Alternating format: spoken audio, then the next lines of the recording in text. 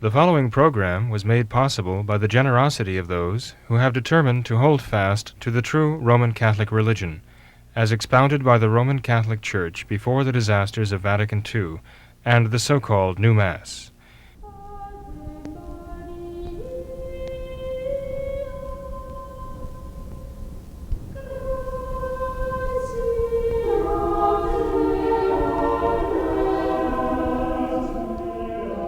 Hello and welcome to What Catholics Believe. I'm your host, Thomas Nagley, and with me tonight is Father William Jenkins from the Society of St. Pius V, pastor of Immaculate Conception Church in Norwood, Ohio. Hello, Father. Hello, Tom. Father, we've got a couple questions tonight concerning Francis and recent happenings at the Vatican. This first one writes in and says, now that Bergoglio has invoked magisterial authority and pronounced Vatican II liturgy is irreversible, can we finally turn our back on this man, or do we wait until the shoe falls and open sodomites are accepted as priests?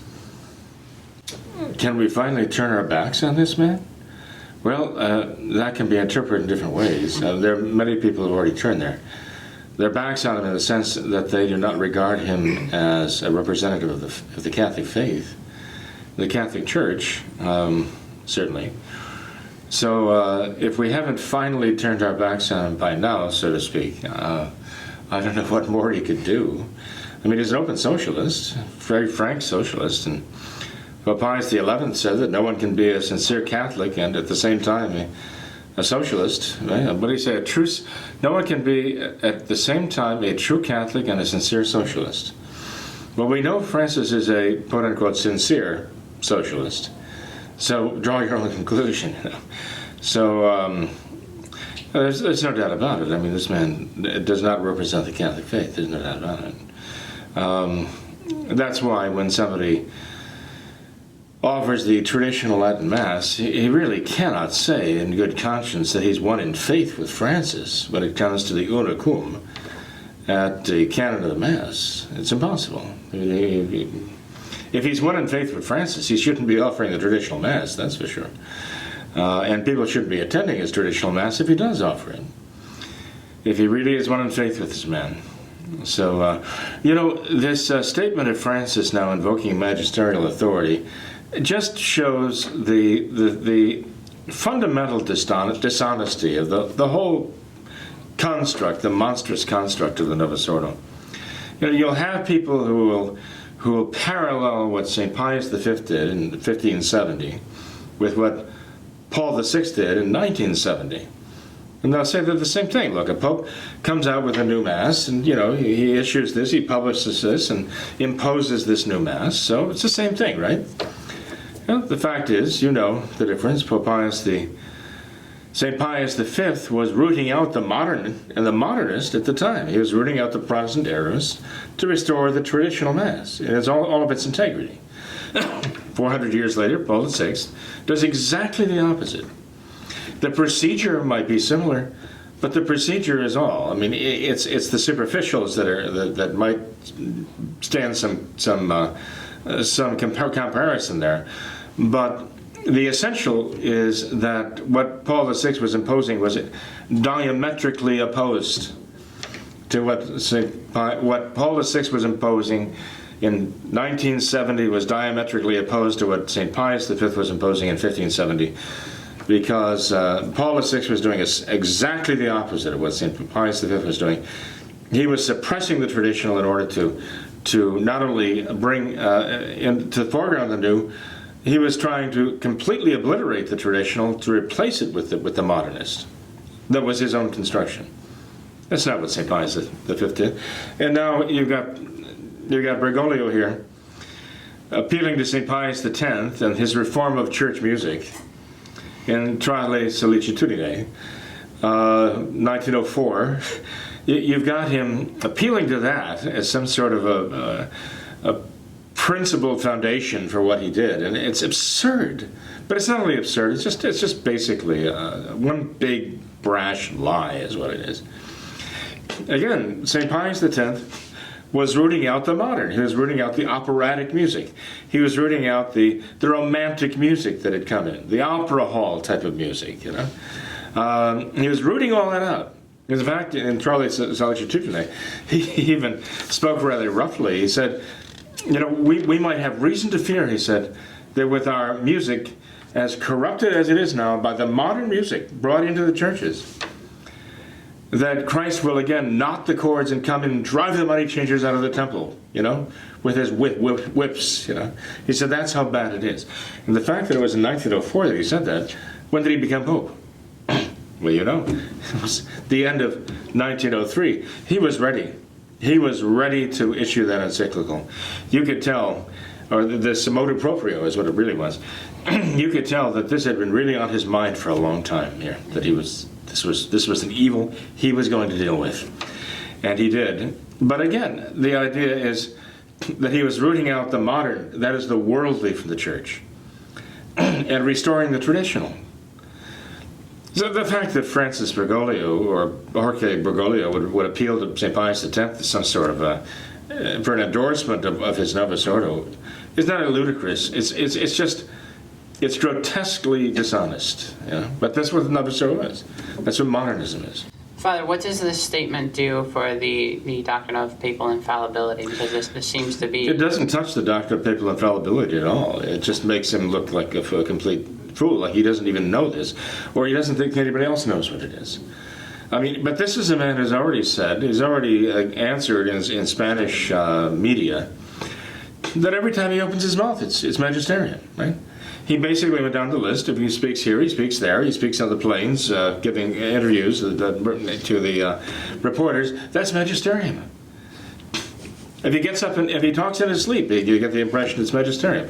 Hey, you might try that. It might be more orthodox. If you ever learn the catechism, it might come out. But it's sure not coming out when he's awake. I'll tell you. I don't think you can even hypnotize this man and get him to say something orthodox, Catholic. So anyway, it doesn't affect the Catholic teaching on Orthodox, on the magisterial teaching of the Church, magisterial authority. What it does is demonstrate that he has no concept. He has no clue whatsoever. Or if he does, he's blatantly representing what he knows is true to substitute the modernist concept. Personally, I think Francis Bergoglio, or Jorge Bergoglio, is devoid of knowledge of the Catholic faith. I think he does not have a fundamental understanding of the Catholic faith. I don't think he ever learned the catechism. He told you what he was doing when he was serving Mass with his friends, early as with the traditional Latin Mass when he was a boy. He was horsing around, making fun of it, mocking it for laughs, right? Trying to trip the priest up when he's offering the Mass. This man he has no sense of reverence in him, except perhaps to some communist dictators. I remember just a few years ago he was in Venezuela, talking how wonderful this is, and now look at it. It's a socialist hell there right now. But you hear him denouncing socialism? Oh, never. Only capitalism is evil. So again, I think this man has been raised in a way that he has a complete absence. There's a complete absence of knowledge of the Catholic faith in him. That's actually the best interpretation I can put about what he's doing and saying. Because if he does really know the faith, and he's formally rejecting it, then he's a formal heretic. I'm afraid he gives plenty of indications of that too. At times he comes out with something that sounds very pious. But the times that he comes out with something pious, it sounds so affected, it sounds so out of place coming out of his mouth. And it makes you wonder if it doesn't have a ghostwriter who puts these things before him to say, well, say this so it sounds like Baltimore Catechism number 3. Once in a while, say something like this. Because it doesn't sound right coming from him. Even when he says something orthodox, meaning truly Catholic, it clashes with everything else he stands for. Father, recently in the National Review, there was an article published by one of their senior writers there, and it was titled "Pope Francis is Diminishing the Papacy Good."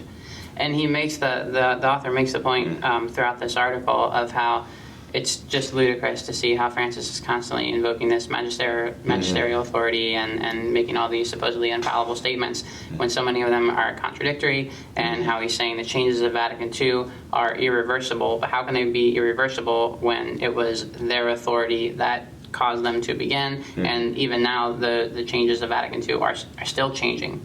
You've made this point many times of how if you go to a different Novus Ordo parishes, you'll get a different variety of liturgy and everything, different variety. Sure, and every 2 years or so they come up with new norms, new practices, new translations, even prayers. So yeah, well, this is the revolution on permanence, as they say. I mean, the revolution, Trotsky, and going back to the French Revolution and before the Masons, they always saw the revolution as a permanent fixture, and this goes along with constant evolution.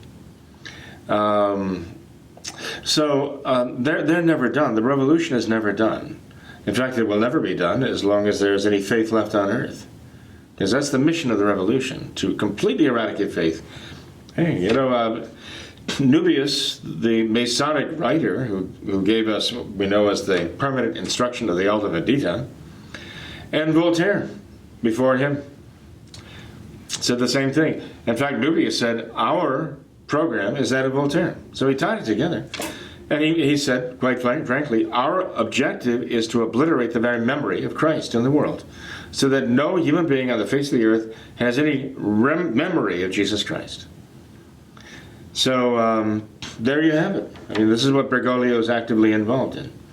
He's going to falsify our Lord to the point. He's going to falsify Christ to the point. Falsify the church. Falsify Christianity. Falsify everything. Falsify the Mass. And he's going to falsify it so that there's absolutely no memory of what the Mass truly is, what the faith truly is, who our Lord truly is.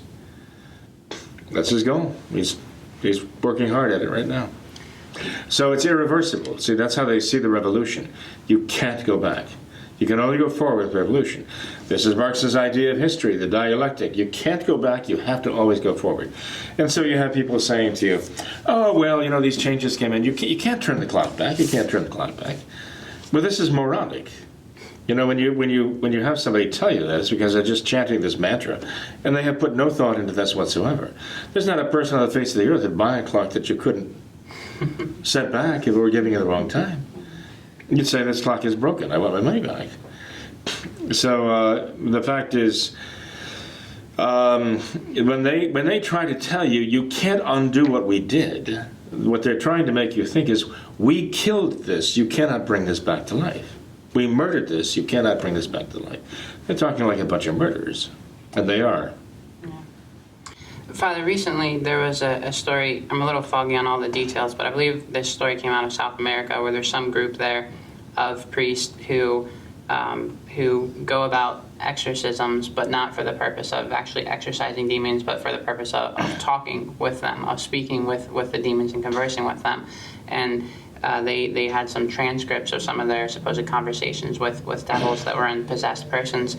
And I remember one of the conversations, one of the transcripts, had one of the devils talking about Francis and saying how Francis is so dumb and how he is totally in the grips of the devil and how he will do whatever the devil asks him to do and how he is a tool of the devil.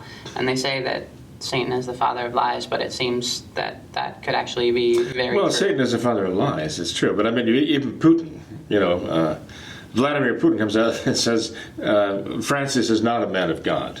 Right? At least not a god of Christianity, So he's a man of some other false god, I guess, in Putin's mind. Can the devil speak true? Well, yes, he can. He can boast. The devil can boast. And in exorcisms, the devil can be... Now, I'm not saying they're exercising. I think that's an extremely foolish thing to do. And not only foolish, it's insane to do that. The church has explicitly forbidden that. Doing something like that. That is not traditional Catholic. And if they claim to be traditional Catholics, they're not. People should stay away from these people. This is ridiculous. They're waiting to be manipulated by Satan. The fact is, though, that Satan is a boaster, and he will boast. And if he feels he has something to boast about, he'll crow. Even if it cuts his nose off to spite his face, he'll boast. And if he feels that, look, I've done this, I've gotten my goal, I've taken him over, he's mine now, and he'll do everything I say, and I've got your Pope, so-called, right? Then he will boast about that. And perhaps he will say it boasting because he thinks there's nothing anybody can do about it. That's precisely what he would do. So that's why Satan continually gives himself a hot foot, so to speak, because his pride sets him up for doing stupid things. And for him to reveal something like that doesn't necessarily mean it's not true. It could just mean it's something that he's very proud of. Yeah. And he's going to make an issue of it. It's a scary thought, though. It's striking To say, look what I did. to read something like that. Let's move on to another email, though, Father. This one is from a traditional Catholic living in Sweden who has been watching the program for some time. They have a couple questions, and the first one here reads as follows. If we today cannot know whether or not the conciliar popes are true or false popes, under what circumstances would we be able to get an answer? Since theology is a rational science and truth is objective, there must be an answer. Well, there certainly is an answer. That doesn't necessarily mean that we have all the answers, And there's a lot of objective reality out there we don't have the answers to. We're trying to find it. And there are some answers that are actually beyond our ken insofar as they require God to show us the way. And that's why he gave us a magisterium.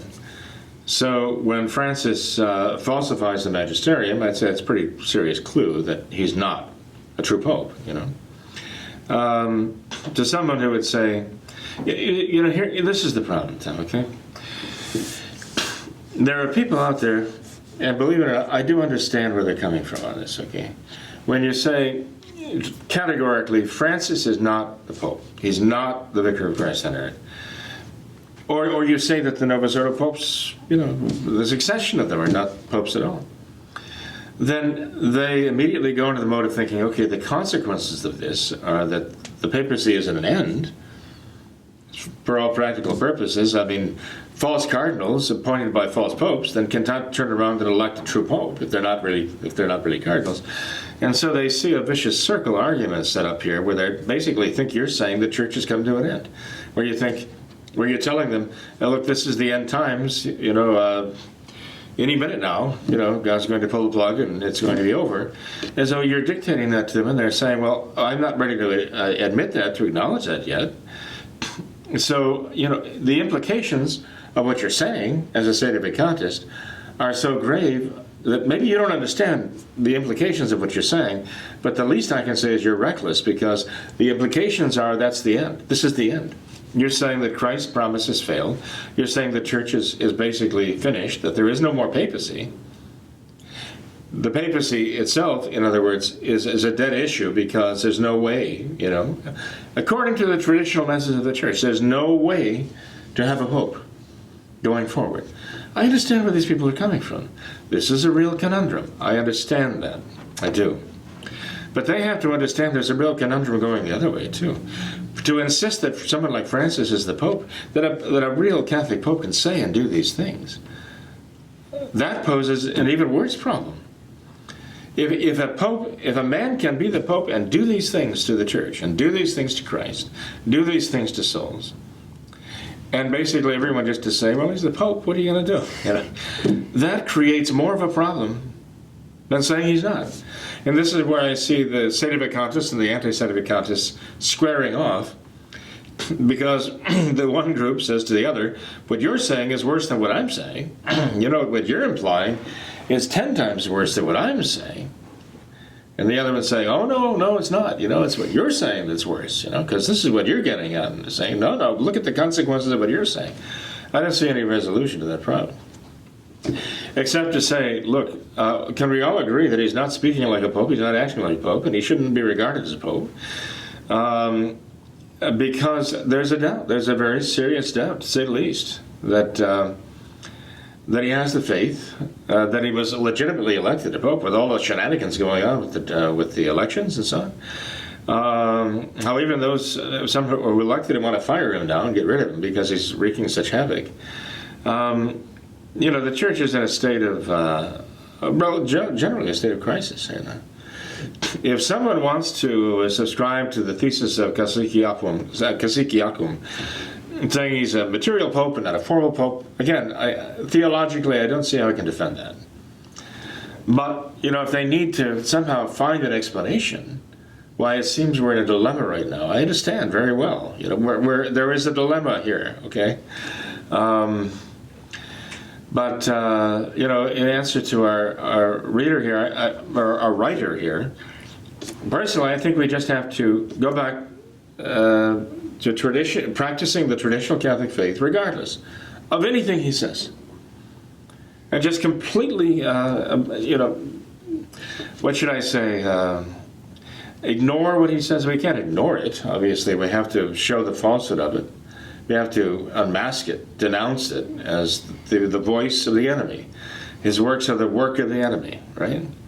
Renounce Satan and all of his works and all of his pomps. I mean, that's what we've got coming to the Vatican right now. We have to do that, If the anti-Satan Vacantists want to ask me, well, gee, then, if he's not the Pope and these people he's appointed cardinals are not really cardinals, then how are we going to have a Pope again? I would say, well, that's not my department. I don't know. I do not know. There are people who suggest ways that this could be done. I don't think they're quite very realistic, honestly.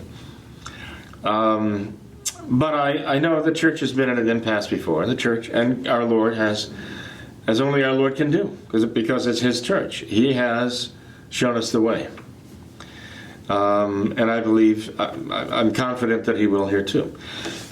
Even if there are some spectacular graces that have to be given that completely, dramatically, instantaneously change the whole picture, God can do that. But only God can do that. I can't do that. I can't predict these things either. I can't forecast these things. I can't send God an order form for so much grace to be given to so and so, delivered here on the Vatican doorstep. But in praying for the Church, we're praying, asking God to give the graces that are needed where they're needed, when they're needed, in order to deal with this crisis. And the crisis is a matter of human sin, human failing. What Our Lady said at Fatima is hitting us, striking us with a great vengeance right now. And that's where we have to focus our energies and our time, reforming that.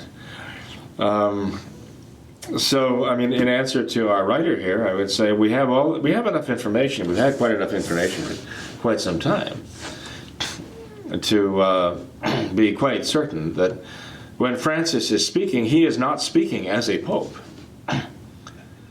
And what he says are not the words of Christ. They are not the words of a Catholic pontiff. What he does is these are not the actions of a Catholic pontiff, period. So, in terms of what he says and does, we do not regard these as the words or the actions of a Catholic pontiff. I can't, anyway. Yeah, and I think one point that's important to remember is that no matter what he says or does, it doesn't change. It doesn't change the answer, which is still just stick through tradition and follow the traditional faith. Sure. One more question here, Father, from this viewer, considering the Society of St. Pius X. He says, here in Sweden, SSPX have allied themselves with the neo-Nazi and neo-fascist movements. Why do you think that an organization that claims to stand for the restoration of traditional Catholicism would do something like this? They perhaps have been drawn into this by the artifices of these organizations. Now, he's saying that's true. I have reason to believe that what he's saying is true, but I haven't verified it myself. I understand, though, that there's something to this, what he's saying. And if this is exactly correct, I could see these movements, organizations, whatever they are, going to Pius X and wanting to get in there and turn them, right? Seeing an opportunity. You know what Nubius said?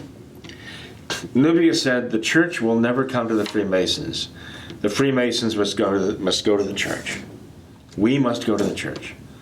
And his answer was, go to the Church, enter seminaries, enter convents, work our way up until we can secure a pontiff according to our needs. Voila. Francis might as well have come in the Duncan Hines cake mix for the Pope according to Mason's needs. So, in any case, I could see these neo-fascist movements and so on. I mean, they're all socialist. We talk about right and left. That's just a construct of the liars who want to confuse us, as though somehow Stalin's over here and Hitler's over here and they're diametrically opposed to each other. Just because they fought, it doesn't mean they're not both a couple of Tyrannosaurus Rex, The fact is that they're both socialists. I mean, one's National Socialism, the other is world socialism, Bolshevism, right? But they're both socialists. And this is what we had. We had these socialists going at each other's throat. And all they are is just cheap, petty dictators who want to control everyone's life. And Satan is backing all of them, So he's the fight promoter of all this, He can't lose. It's like the Rothschilds and the other bankers, fomenting wars so that they can finance both sides, And whoever wins, nobody wins, but they win. They always win. So, in any case, this is, I'm afraid, what happens here when they talk about these neo-fascists and the alt-right and the alt-left. There's not a dime of difference. They're a bunch of thugs is what they are. Right? They met in Charlotte, right? And, of course, the alt-left is screaming bloody murder. You've got to denounce those alt-righters, whatever that means.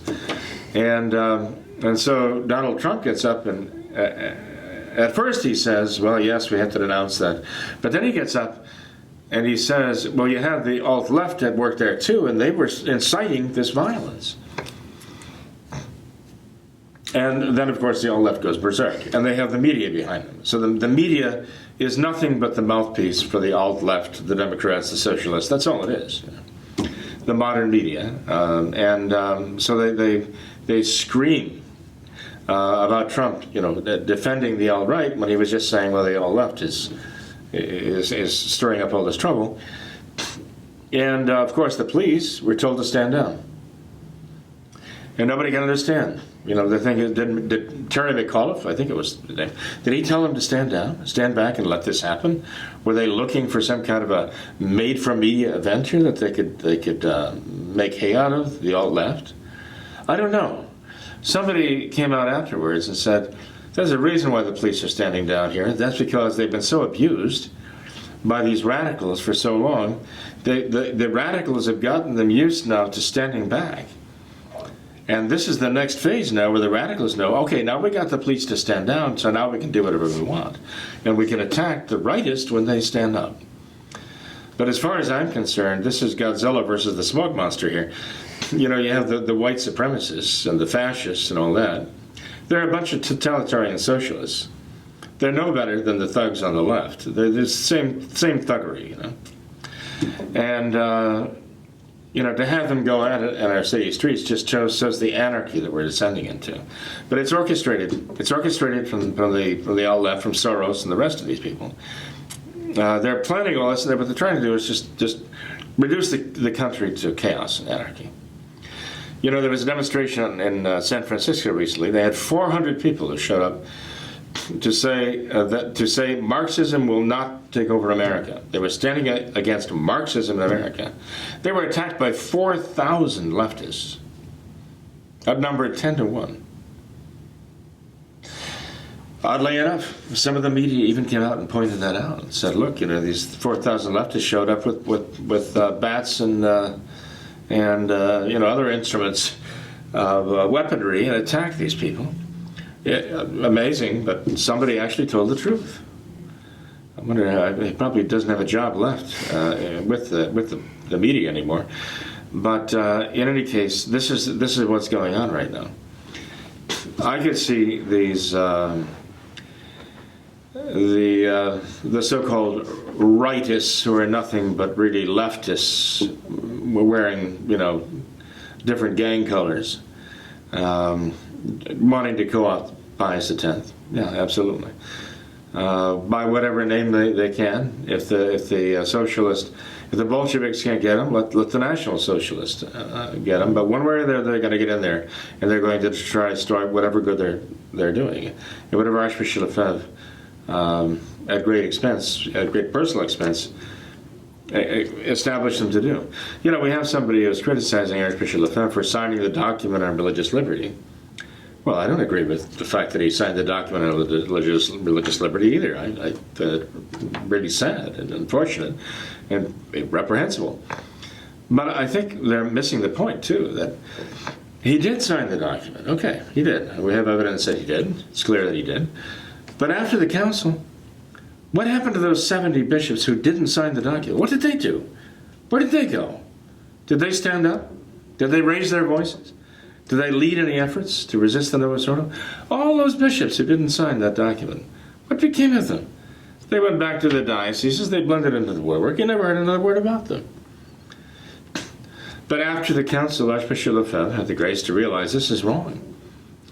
He's the first one to stand up and say, I regret bitterly signing that document. And he's the first one to say, I shouldn't have done that. And basically, you might say he spent the rest of his life, quote unquote, repenting of it, in trying to do everything he could to resist the Novus Ordo. He tried diplomatic channels when they were offered to him.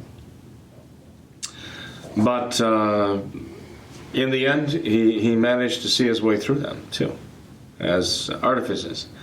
And so I think we have to give him credit for that. I think it's enough to say, well, he signed these documents of Vatican II, so that's it. You know, we have nothing to do with them. Now, wait a minute. He's the one who went back home and got to work, and finally stood up practically single-handedly. And he's the one that they went after because they realized that he was the one who was their greatest opponent, the most formidable opponent. Father, today is St. Rose of Lima's feast day, great saint of the Church. What would she tell us if she were alive today in these tumultuous times? What advice would she have for us? I'm sure she would tell us to listen to the voice of Our Lady of Fatima. I'm sure she would say exactly what our Blessed Mother said. This is what you need to do. Look at the life of St. Rose of Lima. Look at the cross that she carried. Look at the sufferings that she endured. Right? Now, there was truly a valiant soul, a real victim soul. And she realized the need for prayer and penance. So, Our Lady's message at Fatima. You know, I think that's exactly what she would say. Listen to your mother, she would say. Listen to our mother. Right? As I did, and I want you to also. And the trouble you're in right now is simply the result of not listening to her and being obstinate and just wanting to go your own way. And even if you realize there's some serious wrong, just wanting to solve it in your own way. But there is no other way to solve it than her way. So that's where she would send us. All right, fair enough. Well, Father, thanks for being here tonight. I appreciate your time answering all these questions. But that's mutual, John. Thank you. No problem. And thanks to our questioners, too. Yeah, definitely. Thanks to all of our viewers for watching this episode of What Catholics Believe. Until next time, we ask that you all remember the words of Our Lady of Fatima, to consecrate yourselves and your families to the Immaculate Heart of Mary, and to pray and do penance. Thank you, and God bless you.